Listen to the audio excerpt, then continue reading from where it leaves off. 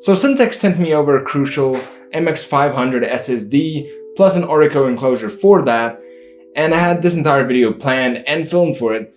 And then I thought, instead of showing you guys all of these graphs and all of these times and showing you which one is faster and how much faster it is than a normal hard drive, I thought I'd rather make this video on kind of just chatting to you guys, telling you what the benefits are, and then you guys can decide whether or not you can actually gain from an SSD external or if you should just stick to a normal hard drive external.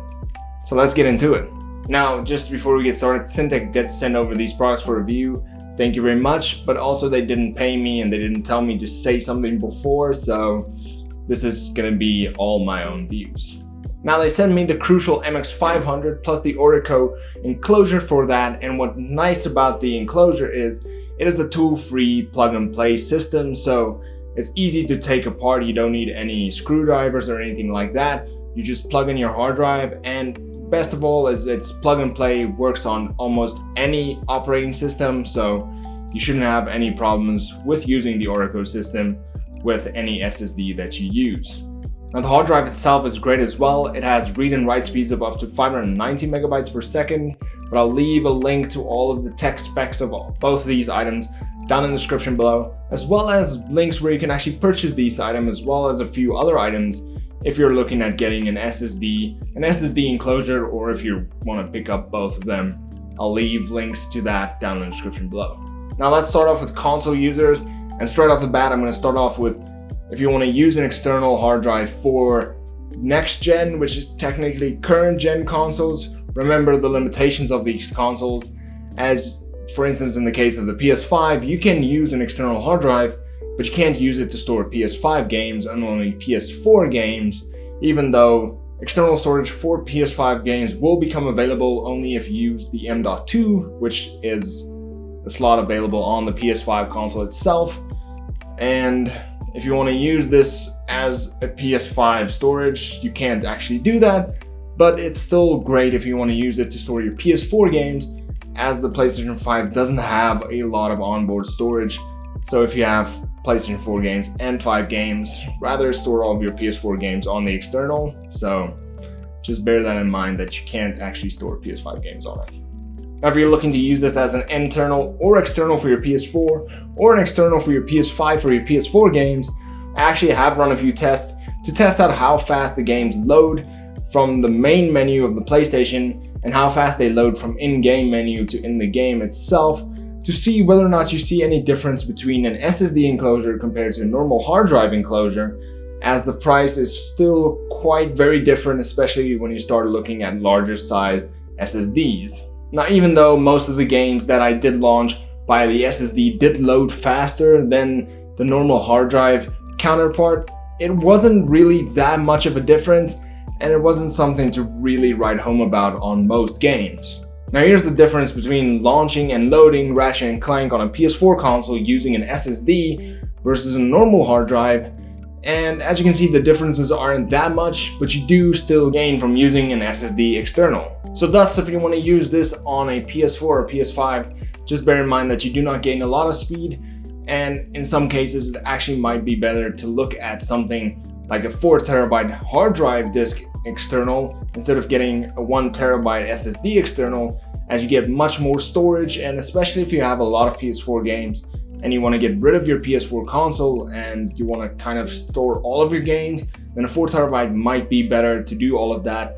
But if you don't have a lot of games and you want to gain those few seconds, then by all means go grab yourself an SSD.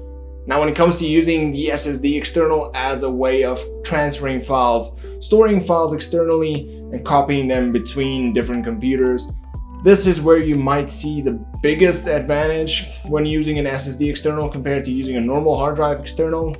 And let's see how much it actually differs. Now, the SSD external does have a benefit over the normal hard drive, and it's definitely in a few scenarios only. So for instance, if you don't have an SSD in the current system that you're using or that you're copying to or from, then you're not going to really get any major gains from using an SSD compared to a normal hard drive external.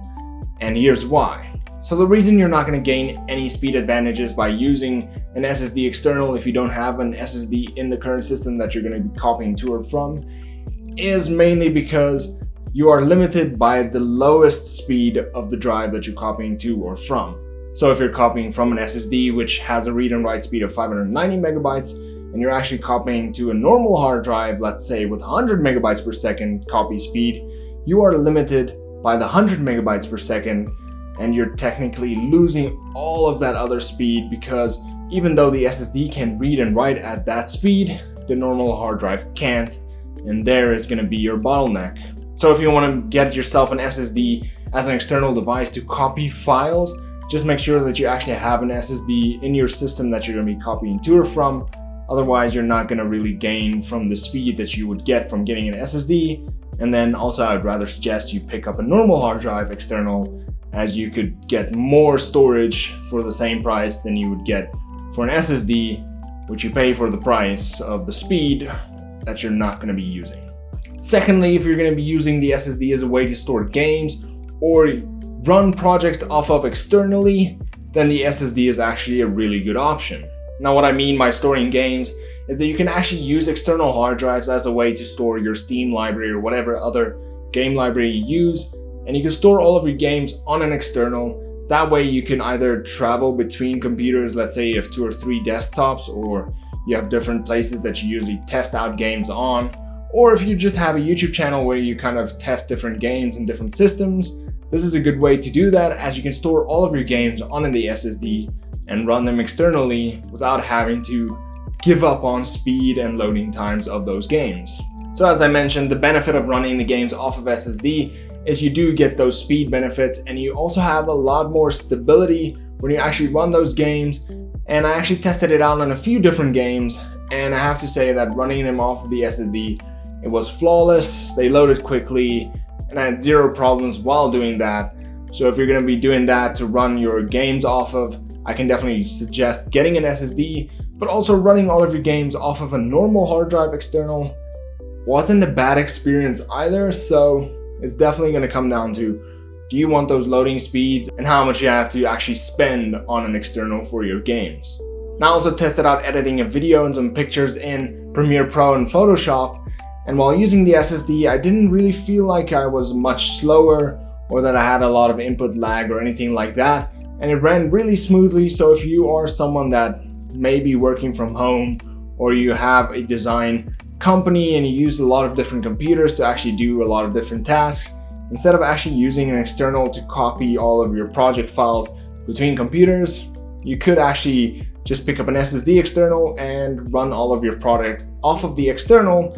And that way you can just unplug your external, go to the next PC, plug it in, and continue working without really having to copy all of your files every time you want to do that. Another case where this could also be very beneficial is if you have a laptop or a desktop that doesn't have a lot of onboard storage. You could actually just use the external as a way to store all of your project files, do all of your project files, and that way you don't have to store everything on your PC itself, and you can just keep it on the external. Or if you have a laptop or a computer that's not meant for work, you don't have to copy all of your work files on your personal PC, and you can just keep them separate that way as well. Now, overall, I would definitely say that you could benefit a lot from using an SSD external compared to a normal hard drive external.